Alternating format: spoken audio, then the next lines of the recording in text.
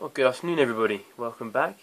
Today I'm going to continue on from where I left off a couple of days ago now about the SPI communications between two PICs, one in slave and one in master.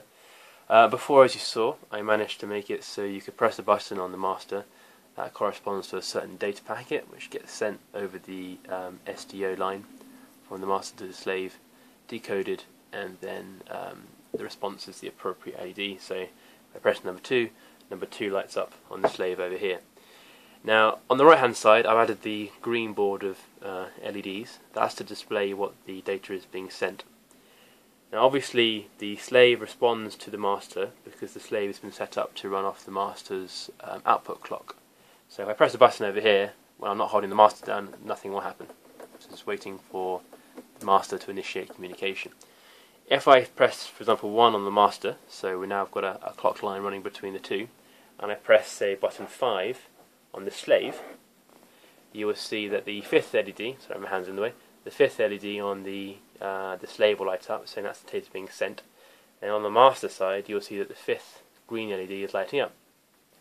So it's able to send a return message from the slave to the master, again on the SDO line, over to the input pin on the master. The master decodes the message and lights up the appropriate LED. So that is two-way communication via SPI between two PICs. So yeah, that's worked out really well actually. I'm quite happy with that. So that's pretty much all the individual parts of the project up and working now. We've got the analog joysticks, so they work beautifully. We've got the SPI, which is going to run between the slave PIC here. This one's not actually going to be part of the project, we're only going to have the one. It's between this PIC and the DEO board. The LCD screen, although I haven't shown it, is working beautifully. Another member of my group's been working on that. And on the DEO side, the chaps have managed to get the robot arm moving around appropriately. And we've organised the data packets, so now it's just a case of merging all the individual bits together and converting to a complete system.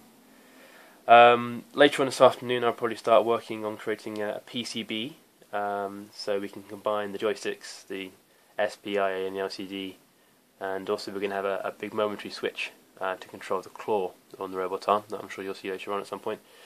So once that's working perfectly, we'll put it all together and we'll have a whole system. So thank you for watching, and I'll see you later, I guess.